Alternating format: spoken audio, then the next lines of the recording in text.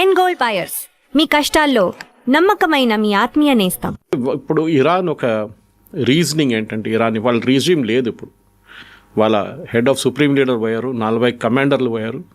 వాళ్ళ దగ్గర ఉన్న అంత సెకండ్ లెవెల్ కమాండర్స్ ఉన్నారు. ఇప్పుడు వాళ్ళు నిర్ణయం తీసుకుంటున్నారు. ఇప్పుడు పాసిబ్లీ వీళ్ళు రాసి పెట్టుంటారు ముందే, నేను పోతే కూడా చేయాలని చెప్పేసి. ఏంటంటే ఎకనామిక్ అసెట్స్ని కొట్టండి. ద సేమ్ టైం యుఎస్ వాళ్ళ బేస్, ప్రతి దేశంలో ఒక బేస్ ఉంటుంది యుఎస్కి, వెస్ట్ ఏషియాలో. అది యుఏ ఉండొచ్చు, బహ్రెయిన్ ఉండొచ్చు, సౌదీ అరేబియా ఉండొచ్చు, ఒమాన్ ఉండొచ్చు, ఏ దేశం అయినా, ఖతార్ బిగ్గెస్ట్ బేస్. ఎక్కడున్నా కానీ వాళ్ళని హిట్ చేయండి మీరు. సెకండ్, వీళ్ళ ఎకనామిక్ అసెట్స్ని కొట్టండి. సౌదీ అరేబియా అరామ్కో రిఫైనరీ కొట్టారు నిన్న, విచ్ ఇస్ అబ్సల్యూట్లీ లోకంలో ఏం చెప్తారు, one of the biggest refineries అది. దాంతో ఇమ్మీడియట్గా ఆయిల్ ప్రైసెస్ పెరిగింది. స్ట్రైట్ ఆఫ్ హోర్మూజ్ అయితే క్లోజ్ చేశారు, అది ఇంకోటి. ఇంకా చూడండి, అసెట్స్ని కొడుతున్నారు, స్ట్రైట్ ఆఫ్ హోర్మూజ్ క్లోజ్ చేశారు. అది కాకుండా బహ్రెయిన్ వైపు యుఎస్ 7th ఫ్లీట్ని కొట్టారు. బహ్రెయిన్లో ఉన్న సివిలియన్స్ బిల్డింగ్ని కూడా కొడుతున్నారు. నేను ఒమాన్ అనే రాజ్యం వాళ్ళది పీస్ టాక్స్ నడిపిస్తున్న వాళ్ళే.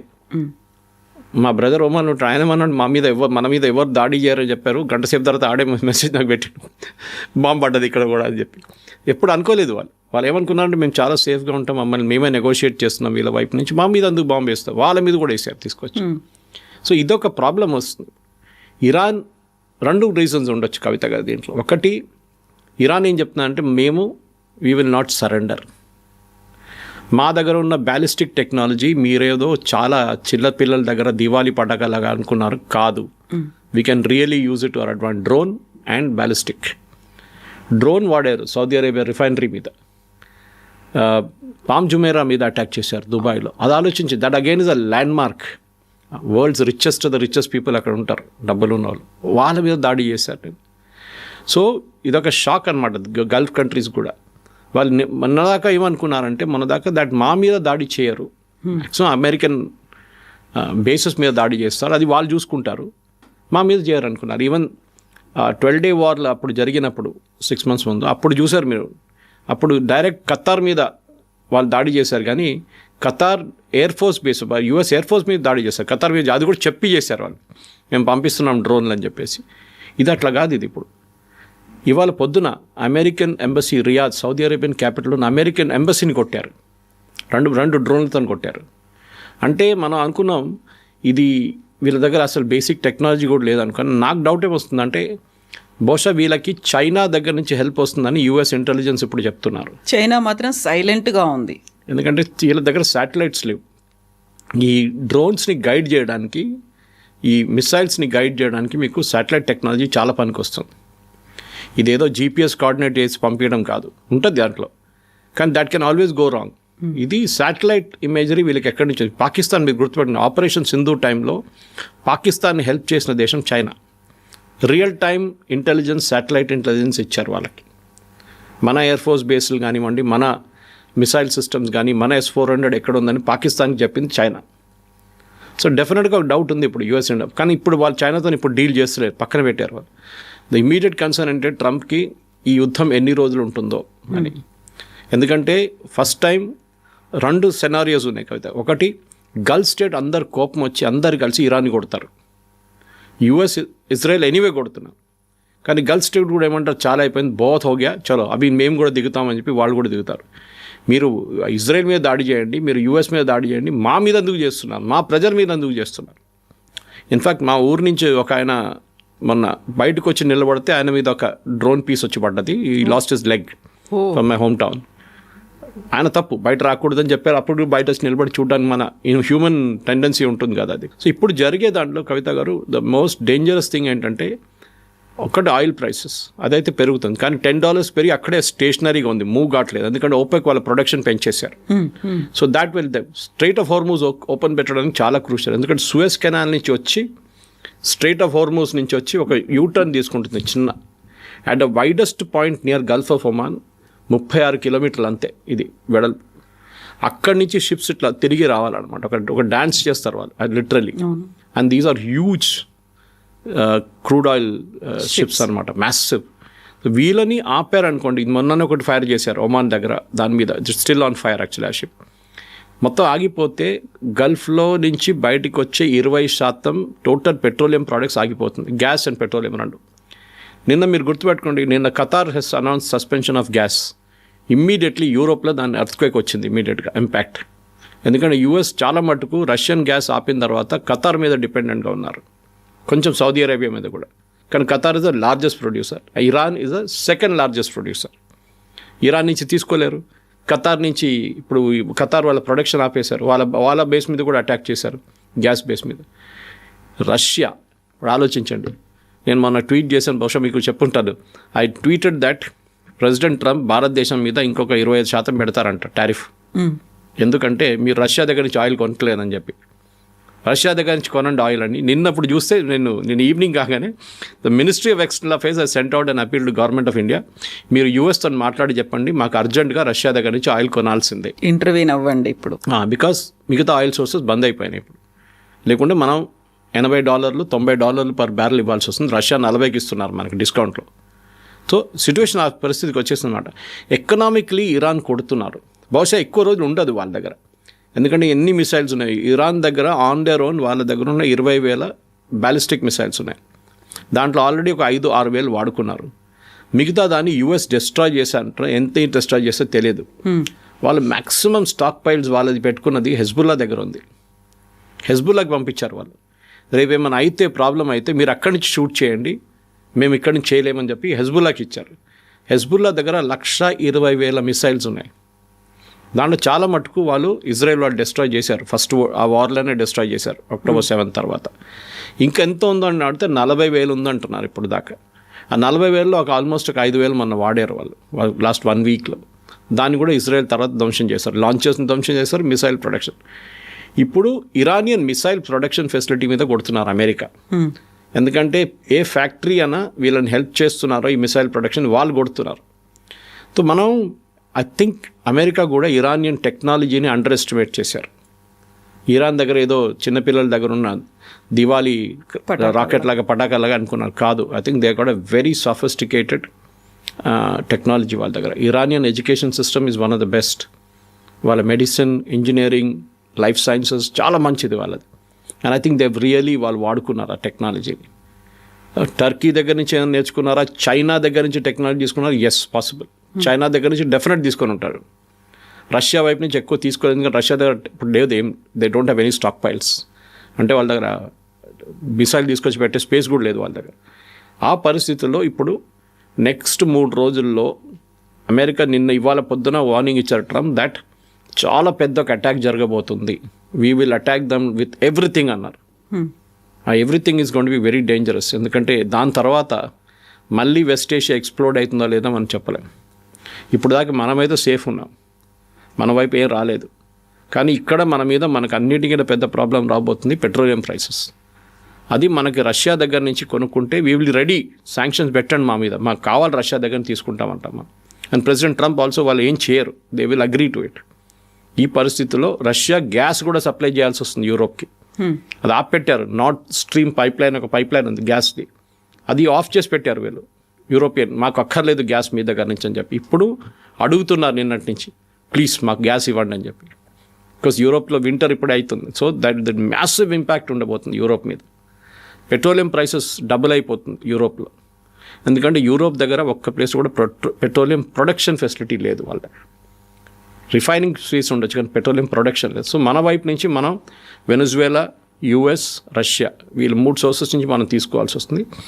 ఈ వార్ ఎండ్ అయిపోతే, స్ట్రైట్ ఆఫ్ హార్మూజ్ ఓపెన్ అయిపోతే దెన్ సిచ్యువేషన్ మళ్ళీ బ్యాక్ టు నార్మల్ వచ్చేస్తుంది. కానీ దాని టైం పడుతుంది. మినిమం ప్రెసిడెంట్ ట్రంపే చెప్తున్నారు 1 నెల పడుతుందని చెప్పేసి. 3-4 వీక్స్ కంటిన్యూ అవ్వచ్చు అంటున్నారు. We have enough stock. వాళ్ళకి డౌట్ ఏముందంటే నిన్న రాత్రి కూడా జనరల్ పెట్రోల్స్ వాళ్ళ రిటైర్డ్ చీఫ్ అన్నారు, చీఫ్ ఆఫ్ స్టాఫ్ ఉన్న యుఎస్ ఆర్మీది, ఆయన ఏమన్నారంటే I have a doubt America దగ్గర అన్ని మిసైల్స్ ఉందా లేదా అని చెప్పి. మా దగ్గర అన్ని మిసైల్స్ ఉందా లేదా నాకు డౌట్ ఉంది, ఎందుకంటే చాలా వాడుతున్నాం మనం. Whether we have that enough production అంటే yesterday Trump has given an indication saying full production నడుస్తుంది, we will have no shortage of missiles.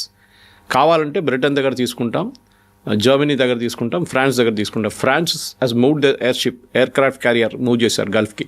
UK participate చేయట్లేదు, భయపడుతున్నారు యూకే, ఎందుకంటే వాళ్ళ దగ్గర పెద్ద ఒక ముస్లిం పాపులేషన్ ఉంది. యూకేలో. వాళ్ళు మళ్ళీ ఏదైనా అటాక్ చేస్తారని భయం ఉంది. Protestలు విత్ ఇన్ యూకే ప్రొటెస్ట్ చేసి ఏమైనా అటాక్ చేస్తే ప్రాబ్లం అవుతుందని చెప్పి నిన్న పార్లమెంట్లో కూడా, వాళ్ళ పార్లమెంట్లో చాలా పెద్ద ప్రాబ్లం జరిగింది నిన్న డిబేట్లో. నేను చూశాను, లైవ్గా చూశాను. ఇప్పుడున్న పరిస్థితుల్లో కవిత గారు, ఇట్స్ అ మెస్. ఇది ఎన్ని రోజులు ఎవరికి కెపాసిటీ ఉందో దాని మీద ఉంటుంది. ఇరాన్ అయితే డెఫినెట్లీ ఇరాన్కి ఒక రోజులు ఒక 3-4 వేలు వాళ్ళు యూజ్ చేస్తే కూడా వాళ్ళకి వారం రోజు తర్వాత వాళ్ళు ఏం చేయలేరు. And that is going to be very crucial. Iranian regime పడిపోతుందా లేదా అని ఇప్పుడు అందరూ అదే చూస్తున్నారు, ఎదురు చూస్తున్నారు అనమాట. పడి ఏ రోజు వాళ్ళు అగ్రీ చేస్తారో దెన్ సిచ్యువేషన్ మారిపోతుంది. ఇప్పుడు ఒమాన్ మాట్లాడుతున్నారు, పీస్ టాక్స్ నడుస్తుంది, మళ్ళీ జెనీవాలో స్టార్ట్ చేద్దామని చెప్తున్నారు. కానీ నాకైతే డౌట్ ఉంది, Iranian regime will not change. అందుకే వాళ్ళకి ఎండ్ గేమ్కి వచ్చేసారు. ఇప్పుడు పోతే మేము అందరు పోతాం. స్పెషలీ వాళ్ళ రెవల్యూషనరీ గార్డ్ 140,000 మంది ఉన్నారు. Revolutionary guards, hard core Khamenei supporters. వాళ్ళే రోడ్ మీద వచ్చి దిగుతున్న వాళ్ళని షూట్ చేశారు వాళ్ళే. నెక్స్ట్ వాళ్ళది ఒక సెమీ ఒఫీషియల్ ఉంది, ఒక గ్యాంగ్ లాగా ఉంది, అది 180,000. That's another form of IRGC. వాళ్ళ ఆర్మీ ఏమో 8 లక్షల మంది ఉన్నారు. ఆర్మీ వాళ్ళ దాకా ఇంటర్ఫియర్ చేయలేదు. ఇరానియన్ ఆర్మీ మీద అందరు ఇప్పుడు ఎదురు చూస్తున్నారు. ఈ ఆర్మీ రేపు ఇరాన్లో ట్రంప్ చెప్పిన తర్వాత ఒక కూ లాగా చేస్తే దెన్ సిచ్యువేషన్ మొత్తం మారిపోతుంది. అది మనకు నెక్స్ట్ 2 to 3 డేస్లో తెలుస్తుంది కదా. బట్ ఇవన్నీ పోయి దుబాయ్ మీద ఎందుకు పడ్డారు అనేది, దుబాయ్ ఎంత కష్టపడి ఎంత డెవలప్ చేసుకొని వచ్చింది, అలాంటి దుబాయ్ మీద కూడా టార్గెట్ చేయడము అనేది మళ్ళీ అక్కడ దాన్ని రివైవ్ అవ్వడానికి చాలా టైం తీసుకుంటుంది. అండ్ ఇప్పుడు ప్రపంచం చూస్తేనేమో World War III లోడింగ్ అనేటువంటి మాట ఎందుకు వినిపిస్తోంది అసలు? World War III అయితే రాదండి. World War III, this is going to B inter reason conflict. World war అంటే అన్ని నేషన్స్ ఇంపాక్ట్ అవుతుంది. ఇన్వాల్వ్ అవ్వాలి అప్పుడు. చూడండి, సెకండ్ వరల్డ్ వార్లో US ఇన్వాల్వ్ కాలేదు. Till pearl harbour was hit. Japanese వచ్చి పర్ల్ హార్బర్ కెమికల్స్ అటాక్ చేసిన తర్వాతనే US దిగారు దాంట్లో. అది కూడా US ఏం చేశారు, వచ్చి జపాన్ మీద 2 బాంబులు పడేశారు, ఖతం అయిపోయింది, యుద్ధం ఫినిష్. అప్పుడు దాకా వాళ్ళు జర్మనీ కొట్టుకుంటున్నారా, సోవియట్ యూనియన్ కొట్టుకుంటున్నారా, జర్మనీ వెళ్ళి గ్రీన్లాండ్ ఆక్యుపై చేసుకుంటారా, డెన్మార్క్ ఆక్యుపై చేసుకుంటారా, స్పెయిన్ ఆక్యుపై చేసుకుంటారా, వాళ్ళు చూడలేదు. They are not bothered Americans. So third world war అనేది ఇట్స్ ఓన్లీ ఒక టర్మ్ అది. కానీ ఇప్పుడు జరుగుతుంది ఏంటంటే, మనం ఎవరి గురించి మాట్లాడలేదు. రష్యా యుక్రెయిన్ వార్ ఏమైంది కవిత గారు? ట్రంప్ ఏమన్నారు, నేను ప్రతి దేశాన్ని ఎక్కడెక్కడ యుద్ధాలు ఉన్నా నేనే ఆపుతున్నానని చెప్పిన ట్రంప్, ఆయన ఇప్పుడు యుద్ధంలో దిగారు. రీసెంట్గా 4th year కూడా కంప్లీట్ చేసుకుంది. అక్కడ పాకిస్తాన్, ఆఫ్ఘనిస్తాన్ కొట్టుకుంటున్నారు. పొద్దున ఒక మీమ్ చూశాను, మన ఇండియాలో ఏం చేస్తున్నారంటే మనం 3rd కా 4th కింద హోలీ అని కొట్టుకుంటున్నామంట. మన వార్ అదే ఉందంట. మనకి ఇంటర్నల్గా ఉన్నాయి ఇంటర్నల్ వార్లు 3rd కుందా 4th కుందా హోలీ అని చెప్పి కొట్టుకుంటున్నారు. అది మన వార్ అన్నమాట. సో మనం వీఆర్ లక్కీ. మీరు ఆలోచించండి, ప్రతి దేశం ఈజ్ ఆన్ ద ఎడ్జ్. ఆ రీజన్ నుంచి మన పక్కన ఉన్న భారతదేశం ఎక్కువ దూరం లేవు. మనం Oman and all is very close. మనకి ఒక మిసైల్ ఫైర్ చేస్తే రేపు Iran, it can even land in India. కానీ వీఆర్ బీయింగ్ వెరీ కేర్ఫుల్. ఎవరు సైడ్ తీసుకోకుండా, మోదీ గారు ఈవెన్ ఖమనీ డెత్ని మనం కండెమ్ చేయలేదు. చాలా కేర్ఫుల్గా ఉన్నాం మనం. ఎందుకంటే చేస్తే ఒకటి అమెరికా యాంటగనైజ్ అవుతారు, రెండోది గల్ఫ్ కంట్రీస్ కూడా వాళ్ళు కోపం పడతారు. ఎందుకంటే వీళ్ళందరూ సున్నీలు, వేరే Shia. Iran is a Shia country. So ఇది జరగబోతుంది. పాకిస్తాన్లో చూడండి ఏం జరిగింది. పాకిస్తాన్లో వాళ్ళ కరాచీలో ఉన్న US ఎంబసీ మీద దాడి చేశారు అక్కడ ప్రొటెస్టర్స్. పాకిస్తానీ పోలీస్ ఏం చేయలేదు, చూసుకుంటూ నిలబడ్డారు వాళ్ళు. అమెరికన్ మెరైన్స్ లోపల నుంచి ఫైర్ చేసి 25 మంది చనిపోయారు వీళ్ళు పాకిస్తానీ ప్రొటెస్టర్స్. అక్కడ మెసేజ్ అయింది. కానివ్వండి, ఈ వార్ అయిన తర్వాత ప్రెసిడెంట్ ట్రంప్ చూడండి ఎట్లా కొడతారో అసీం మునీర్ని, షబాజ్ షరీఫ్ని. మా ఎంబసీ మీద దాడి చేస్తారా మీరు, మేము చూపిస్తాం మీకు. ఇప్పటి నుంచి కాలం 2-3 మిగిలిపోయిన మిసైల్ అక్కడ కూడా వేసేస్తారు పాకిస్తాన్ మీద కూడా. ఇదే జరగబోతుంది. Right now we're busy with this, will let us finish this, then we will handle you later. అంటే అట్లాంటి ఎక్స్ట్రీమిస్ట్ ఎలిమెంట్స్ మీ దగ్గర ఉన్నారు. మన దగ్గర కూడా రియలైజ్ అవుతారంటారా? ఎందుకంటే ఎప్పుడు అమెరికా పాకిస్తాన్కి మద్దతు ఇస్తుంది, సపోర్ట్ చేస్తుంది, కావాల్సినటువంటి ఎక్విప్మెంట్ అంతా ఇస్తుంది. అది పాకిస్తాన్కి ఎప్పుడు ఇచ్చేది? ఫస్ట్ తాలిబాన్ టైంలో ఇచ్చారు, సోవియట్స్ని తరిమి కొట్టడం. దాని తర్వాత తాలిబాన్ కొట్టడానికి పంపించారు. ఇప్పుడు తాలిబాన్ పాకిస్తాన్ కొట్టుకుంటున్నారు. అమెరికాకి అక్కడ ఏం ఇంట్రెస్ట్ ఉందంటే అక్కడ నుంచి రేర్ ఎర్త్స్ బయటికి తీయాలి.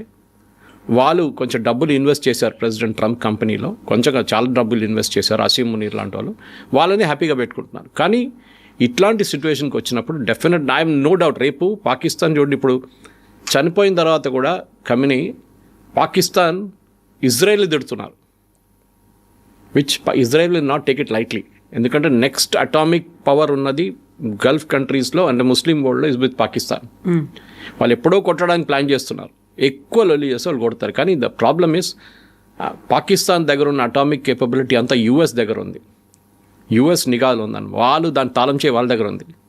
Pakistan cannot use it.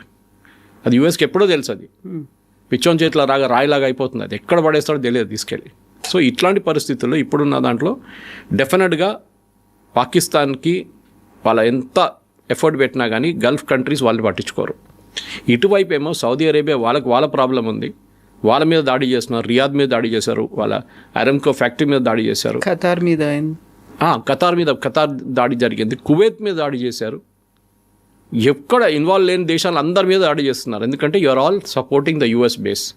అక్కడ సైప్రస్లో కొట్టారు, యూకే బేస్ని కొట్టారు, ఎందుకంటే అక్కడ నుంచి ప్లేన్స్ టేక్ ఆఫ్ చేస్తుంది. అంటే అంత నాలెడ్జ్ ఉంది వాళ్ళకి.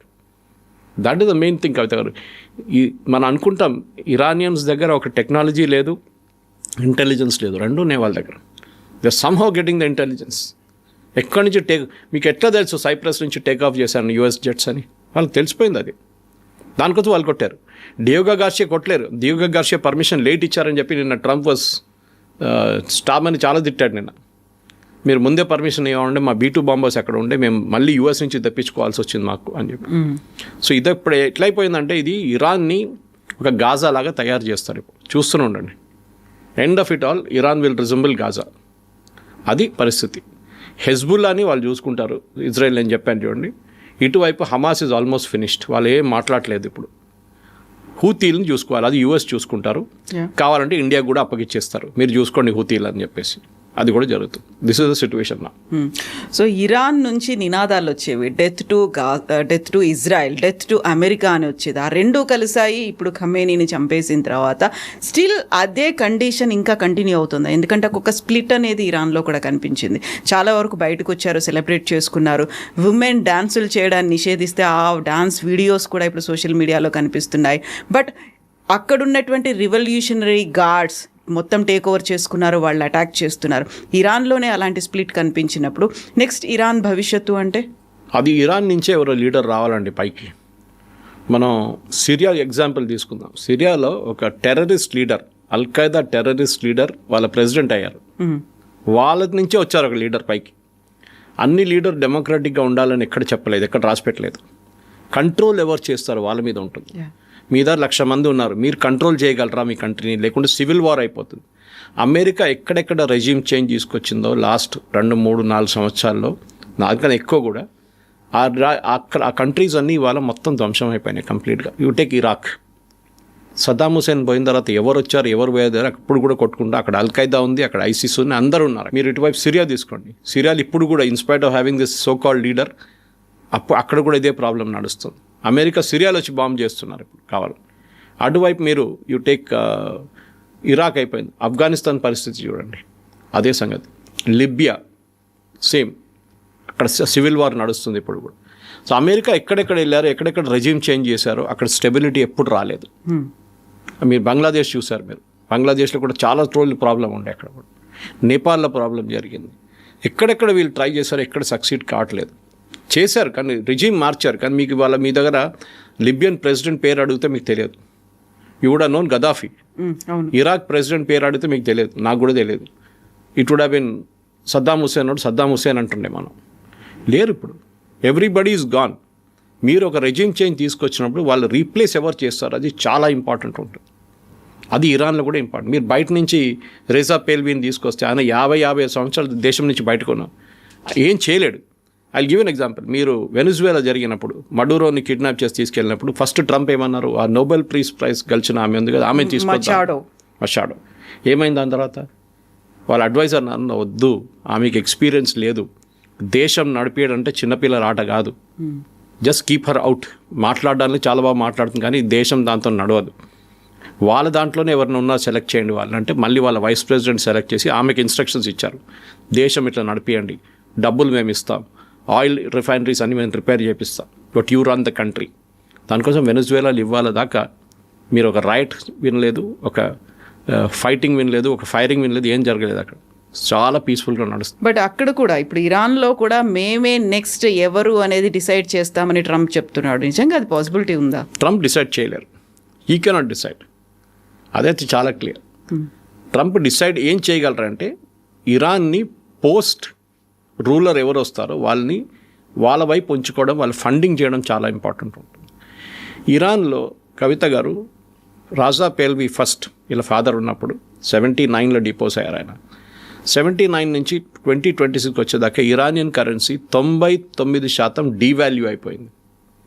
ఎగ్జాంపుల్ ఇస్తాను, మన రూపీస్ తీసుకుందాం. మనం 100 రూపాయలు మీరు బ్యాంకులో వేస్తే మీ డిపాజిట్లో ఆ 100 రూపాయలకి ఇవాళ విలువ ₹1.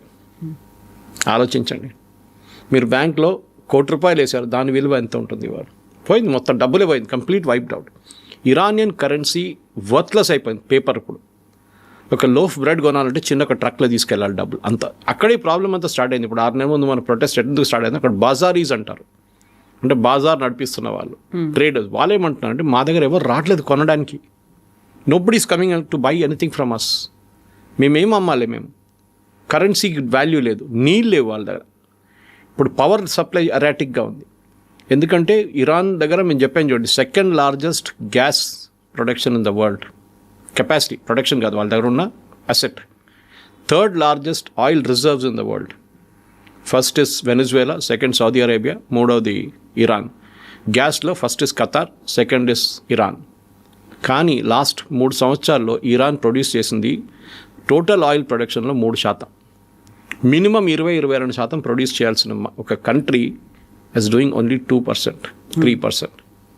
అక్కడ ఎందుకంటే యూఎస్ టోటల్ బ్యాన్ పెట్టేశారు, ఎవ్వరు కొనకూడదు వీళ్ళ దగ్గర నుంచి ఆయిల్ అని చెప్పి, రష్యా లాగానే. అక్కడే ప్రాబ్లం వచ్చింది. సో ఇరాన్ ఒక చాలా మోడర్న్ నేషన్ ఉండే రెజా పెల్వి టైంలో. ఆఫ్ కోర్స్ ఈ వాజ్ ద డిక్టేటర్, అది పక్కన పెడదాం మనం. అబ్సల్యూట్ డిక్టేటర్, యూజ్లెస్ ఫెలో అని చెప్పొచ్చు, కానీ కంట్రీ నడిపించారు. సద్దాం హుసేన్ కూడా మీరు అట్లని చెప్పొచ్చు, absolute dictator, 3rd rate character అని చెప్తే కానీ దేశం నడిపించాడు. గదాఫీ కూడా సేమ్ థింగ్. స్టెబిలిటీ ఉండే వాళ్ళకి, whether you agree with that stability concept అన్నాడు, అది ఇంకోటి. కానీ ఇప్పుడు ఏంటంటే ఇరాన్లో ఈ ఇరానియన్ రెవల్యూషన్ తీసుకొచ్చిన టైం నుంచి ఇప్పుడు దాకా ఫస్ట్ 8 సంవత్సరాలు ఖొమేనీ ఉండే, దాని తర్వాత 40 సంవత్సరాలు ఖమేనీ ఉండే. ఈ 40 సంవత్సరాల్లో కంప్లీట్ ఎకానమీని ధ్వంసం చేశారు వాళ్ళు. షరియా లా మీద ఇంపార్టెన్స్ పెట్టి అన్ని దేశాలతో కొట్లాడుకొని అమెరికాతో పంగా పెట్టుకున్నారు. అది లాస్ట్ ఇప్పుడు ఈ సిచ్యువేషన్కి ఎట్లా వచ్చిందంటే ఇప్పుడు ఇరానియన్ కరెన్సీకి వాల్యూ లేదు. ఇన్ఫ్లేషన్ ఏమో 49 నుంచి 55% ఇన్ఫ్లేషన్ ఉంది, కొంతమంది 80% అంటున్నారు. ప్రజలకి తినడానికి ఎక్కువ తిండి లేదు అక్కడ, వాళ్ళు సఫర్ అవుతున్నారు. కానీ వాళ్ళ ఎడ్యుకేషన్ సిస్టమ్ చూస్తే one of the best in the world. వాళ్ళ దాంట్లో 98% మహిళలు ఎడ్యుకేటెడ్. చాలా ఎడ్యుకేషన్ సిస్టమ్ సూపర్ ఇరాన్లో. వాళ్ళ దగ్గర పోస్ట్ గ్రాడ్యుయేట్ లెవెల్లో కూడా చాలా మంచి education, even their medical education. మన భారతదేశం నుంచి చాలామంది కాశ్మీర్ వైపు నుంచి షియా పిల్లలు వెళ్తారు అక్కడ చదువుకోవడానికి, కార్గిల్ వైపు నుంచి. This is very important. Iran దగ్గర పొటెన్షియల్ ఉంది, ఆ పొటెన్షియల్ని నడిపించడానికి వీళ్ళకి తెలియదు. రెజా పేల్వీని ఎందుకు తీసేశారు బయట అంటే కరప్షన్, అబ్సల్యూట్ కరప్ట్ ఉండే ఆయన. యుఎస్ వాళ్ళని వాడుకున్నారు. ఆయనకన్నా ముందున్న ప్రెసిడెంట్ మొహమ్మద్ మెజీబ్ ఆయన కిందకి దింపారు 1953లో. వీళ్ళందరూ కలిసి చేశారు పని. ఎవరు? యూకే MI6 అండ్ CIA కలిసి చేశారు. ఆయన పక్కన పెట్టి ఈయన తీసుకొచ్చారు షా ఆఫ్ ఇరాన్ని. ఆయన అసలు దేశం మొత్తం ధ్వంసం చేశారు. ఖొమేనీ దాని తర్వాత వచ్చారు. He lead the revolution after that. ఆయన ఒక లీడర్గా ఎగిరాడు. ఆయన కానీ 8 సంవత్సరాలు ఉండలేకపోయారు. ఆయన ఆఫ్టర్ 8 years హీ డైడ్. కానీ ఈ రిలీజియస్ లీడర్స్ ఏంటంటే వాళ్ళు ఒకటే రూట్ ఉంటుంది వాళ్ళది, రిలీజియన్ ఎక్స్పాండ్ చేయడం, ఆ రిలీజియన్ని కంట్రోల్ చేయడం, మహిళల్ని కంట్రోల్ చేయడం, మహిళని బయట రాకుండా. మీరు చూస్తుంటారు బుర్కా లేదు, హిజాబ్ వేయలేదని చెప్పి ఎంతో మహిళని చంపారు వీళ్ళు, జుట్టు కనిపిస్తోంది అని. అది సో డెఫినెట్గా ఇరాన్లో కొత్త లీడర్షిప్ రావాలంటే నెక్స్ట్ ఒక 2 to 3 weeksలో వాళ్ళ దాని నుంచే ఎవరినైనా సెలెక్ట్ చేయాల్సి వస్తుంది. కానీ ఈ నేషనల్ గార్డ్, రెవల్యూషనరీ గార్డ్స్ ఉన్నారు చూడండి, వాళ్ళని ఫస్ట్ ట్యాకిల్ చేయాల్సి వస్తుంది. వాళ్ళ లీడర్ టాప్ లీడర్షిప్లో 22 మందిని చంపేశారు మన బాంబింగ్లో. ఇన్ఫ్యాక్ట్ ఆ బాంబింగ్ కూడా చాలా, నేను ఇవాళ పొద్దున కూడా I was listening to an Israeli expert, intelligence expert. ఆయన ఏం చెప్తున్నా అంటే ఇంత హైలీ ప్రొటెక్టెడ్గా ఉన్న మనిషి, ఖమేనీ లాంటి మనిషిని మీరు ఒక ఓవర్ గ్రౌండ్ ప్యాలెస్లో పెట్టి ఓపెన్ ఏరియాలో, అంటే ఓపెన్ ఏరియా అంటే నాట్ అండర్ గ్రౌండ్, పైన ఒక బిల్డింగ్లో పెట్టి దాంట్లో ఒక 100-200 మంది కమాండర్స్ని తీసుకొస్తే వీళ్ళందరూ చూసుకొని కూర్చుంటారు అక్కడ. In fact the operation was planned on Tuesday, వెనస్డేకి పోస్ట్పోన్ చేశారు, థర్స్డేకి పోస్ట్పోన్ చేశారు, ఫ్రైడేకి పోస్ట్పోన్, లాస్ట్ సాటర్డే పొద్దున కొట్టారు. ఎందుకంటే వీళ్ళు అనుకున్నారు ఇప్పుడు దాకా ఇజ్రాయెల్ మా మీద దాడి చేసినప్పుడు రాత్రిపూట చేశారు, పొద్దున పూట ఎప్పుడు చేయలేదు. వాళ్ళు కొట్టారు మామూలు. కానీ it is absolute blunder. In fact that Israeli expert saying, మీద ఒక డోర్ మీద బోర్డు కూడా పెట్టుంటారు, here lives company family, please knock and enter the door అని, please knock the door and enter. అంత ఓపెన్గా పెట్టుకున్నారు మీరు. ఓకే, నేను అప్పుడు తెలుస్తుంది అంటే ఇవాళ వచ్చిన రిపోర్ట్లో ఇజ్రాయెల్ వాళ్ళు ట్రాఫిక్ సిగ్నల్ కెమెరాలు కూడా హ్యాక్ చేశారంట. ఈ లీడర్స్ అందరూ ట్రావెల్ చేస్తున్న రూట్ చూసుకోవడానికి మన దగ్గర ట్రాఫిక్ కెమెరాస్ ఎందుకు పెడతారు, బండి ట్రాక్ అది కూడా ఇజ్రాయెల్ వాళ్ళు హ్యాక్ చేశారట. దాన్ని హ్యాక్ చేసి వీళ్ళందరూ ఏ రూట్లో వెళ్తున్నారు, ఎక్కడికి వెళ్తున్నారు కనుక్కుంటే అందరూ ఒకటే రూట్లో వెళ్తున్నారంట. And that the only fellow who escaped yesterday's bombing, I mean 28th bombing రోజు వాజ్ హెడ్ ఆఫ్ ఇంటెలిజెన్స్. ఆయనకి ఒంట్లో బాగాలేదంట, ఇంట్లో అనుకున్నాడు, ఆయన డెప్యూటీ వెళ్ళిండి ఆడు చనిపోయాడు.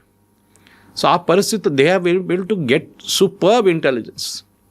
ఇది చాలా ఇంపార్టెంట్. హ్యూమన్ ఇంటెలిజెన్స్ ఒకటి ఉంటుంది అంటే వాళ్ళు ఇరాన్లో ఉన్న ఈ రెజీమ్ లోపల కూడా దూరారు. కాసిం సులైమానీని చంపినప్పుడు they was excellent information. Qasem Soleimani తోడునెవరో ఇన్ఫర్మేషన్ ఇచ్చారు that he is moving in this car from so and so place. ఎందుకంటే 6 కార్లు ఉండే కాన్వాయ్లో, 6 కార్లకు ఒకటే నంబర్ ప్లేట్. మన దగ్గర కూడా చూడండి, రేవంత్ రెడ్డి వెళ్తున్నప్పుడు, చంద్రబాబు నాయుడు వెళ్తున్నప్పుడు కార్ నంబర్ ప్లేట్ అన్నీ ఒకటే ఉంటుంది. యాక్చువల్లీ ఇట్ ఇస్ ఇల్లీగల్, కానీ సెక్యూరిటీ వైజ్ ఇట్ ఈస్ ఇంపారిటివ్. ఆ కార్లు మారుతూనే ఉంటాయి కాన్వాయ్లో. సో మీకు తెలియదు ఏ కార్లో ఉన్నాడని చెప్పేసి. అదే వీళ్ళు కూడా ఫాలో చేస్తారు. కానీ కరెక్ట్గా అప్పుడు కూడా కొట్టారు సులైమాని. పక్కన ఉన్న ఏ కార్కి ఏం ప్రాబ్లం రాలేదు. ఆలోచించండి. సో ఇజ్రాయలీ ఇంటెలిజెన్స్ ఆ రోజు జరిగిన దాడిలో చాలా క్లియర్గా, కానీ వీళ్ళు చేసిన అన్నిటికంటే పెద్ద బ్లండర్, అండర్ గ్రౌండ్ బంకర్లో మీటింగ్ పెట్టకుండా మీరు ఒక ఓపెన్ అంటే ఒక ప్యాలెస్లో మీటింగ్ పెట్టి చాలా ఓపెన్గా ఇజ్రాయెల్ చెప్పారు మీరు రావచ్చు కొట్టొచ్చు మమ్మల్ని అని చెప్పి, వీఆర్ రెడీ అన్నట్టుగా. But I think that is a blunder, underestimating Israel, or they were playing stupid Iranians. ఎందుకు చేశారో అర్థం కావట్లేదు ఇప్పుడు కూడా. అది హైలీ ప్రొటెక్టెడ్ మనిషి. ఈయనని లాస్ట్ టైం 6 నెలల ముందు అటాక్ జరిగినప్పుడు కవిత గారు, దేవర్ రిపోర్ట్స్, ఇంటెలిజెన్స్ రిపోర్ట్స్ చాలా క్లియర్గా ఏం చెప్పారంటే they had him in the range. Khamenei ఉన్నారంట రేంజ్, కొట్టమంటారా? అప్పుడు యుఎస్ ప్రెసిడెంట్ ట్రంప్ చెప్పారంటే ఇప్పుడు వద్దు, కొడితే ఇది పెద్ద ప్రాబ్లం అవుతుంది. So Israel backed out. But Israel convince చేసింది మళ్ళీ ఇప్పుడు. న్యాచురల్లీ, బికాస్ వాళ్ళు ఇప్పుడు నిన్న ఒక యూట్యూబ్ ఛానల్లో ఆర్గ్యూ చేస్తున్నారు, మన ఛానలే అనుకుంటాను, మరి ఇంకా ఏదో ఛానల్ గుర్తులేదు. నేను ప్యూరిటీ గురించి మాట్లాడుతున్నాను, యురేనియం ప్యూరిటీ. ఎగ్జాక్ట్లీ మన దగ్గర 20%, 30%, 60%, 80%. యాక్చువల్లీ 20% నుంచి మొదలు కావచ్చు. 20% మొదలైతే ఒక చిన్న క్రూడ్ బాంబ్ లాగా ఉంటుంది. మీరు ఎంత హై ప్యూరిటీకి వెళ్తారో అంత బాగుంటుంది వెపన్. అది చాలా ఇంపార్టెంట్. కానీ ఈ న్యూక్లియర్ వెపన్ ఎవరు వాడరు. అది ఒక థ్రెట్ లాగా వాడుకుంటారు అంతే. నా దగ్గర ఇది ఉంది చూడు, కిమ్ జాంగ్ ఉన్నట్లని ఉంటుంది, నా దగ్గర ఉంది, నా దగ్గర వస్తే నేను పేల్చేస్తాను అది. So nobody will go to him, అందరు దూరం ఉంటారు. ఇది అన్నమాట. అది రాకుండా చూడడానికి ఇజ్రాయెల్ జాబ్ ఉంది. 20% కూడా వాళ్ళు డర్టీ బాంబ్ అంటారు దాన్ని. మనం అమెరికాలో వాడారు అది ఒకసారి, డర్టీ బాంబ్, న్యూక్లియర్ బాంబ్. కానీ ఎక్స్ప్లోడ్ కాలేదు అది. టెర్రరిస్ట్ కొంతమంది ట్రై చేశారు. ఇప్పుడున్న పరిస్థితుల్లో డెఫినెట్గా నెక్స్ట్ లీడర్ అంటే ఏం జరుగుతుంది next 1 week itself is the big question. కానీ ఇప్పుడు ఏం చేయబోతున్నారు అంటే వాళ్ళ దగ్గర ఉన్న కంప్లీట్ మిసైల్ ప్రొడక్షన్ టెక్నాలజీని ధ్వంసం చేస్తారు యూఎస్ అండ్ ఇజ్రాయెల్. దాంతోపాటు వాళ్ళ దగ్గర మిగిలిపోయిన లీడర్షిప్ని వాళ్ళు కూడా కొడతారు. లాస్ట్లో ఇచ్చే ఆప్షన్ ఏంటంటే మీ దాంట్లో నుంచే ఒక మనిషిని సెలెక్ట్ చేసుకోండి, who will be our man. We'll then allow oil exports. మళ్ళీ ఇరాన్ పాత సిస్టమ్కి వెళ్ళిపోతుంది. ఇరాన్లో డబ్బులు మస్తు ఉంటుంది, ఇరానియన్ ఎడ్యుకేషన్ సిస్టమ్ బాగుంటుంది, వాళ్ళ health care one of the best in the world. అది కూడా చాలా బాగా, ఇంకా ఎక్విప్మెంట్ ఇంకా రావచ్చు, బయట నుంచి మెడిసిన్స్ రావచ్చు. It become another very develop country. కానీ అది ఎవరు అంగీకరిస్తారో, వాళ్ళ లోపల నుంచి ఎవరు అగ్రీ చేస్తారో అది చూడాల్సింది. ఎప్పుడు అవుతుందో అనేది కూడా వారం లోపల 10 రోజులు అయిపోతుంది 100%. ఎందుకంటే దానికన్నా ఎక్కువ ఇరాన్ తట్టుకోలేరు. వాళ్ళ దగ్గర కెపాసిటీ లేదు. అది వీళ్ళందరూ కలిసి అటాక్ చేస్తున్నారు. ఇప్పుడు ఓన్లీ యూఎస్ అండ్ ఇజ్రాయెల్. రేపు I will not be surprise Kavitha garu, Saudi Arabia, Kuwait, Bahrain, Qatar వీళ్ళందరూ కలిసి కొడితే కూడా ఐ వోంట్ బి సర్ప్రైజ్. ఖతార్లోనే కూర్చున్నారు ఈ లీడర్లు అందరూ. హమాస్ లీడర్ ఖతార్లో ఉన్నారు, అల్ఖైదా లీడర్స్ ఖతార్లో కూర్చున్నారు, ఈవెన్ ముస్లిం బ్రదర్హుడ్ లీడర్స్ అందరు ఖతార్లో ఉన్నారు. సో వాళ్ళని వాళ్ళని పట్టుకుంటారు ఖతార్. మీరు చెప్పండి వెళ్ళి ఇరాన్కి అని చెప్పేసి. కానీ అప్పుడు దాకా ఉండదు, వాళ్ళని కూడా ఫినిష్ చేసేస్తారు ఇజ్రాయెల్ 100%.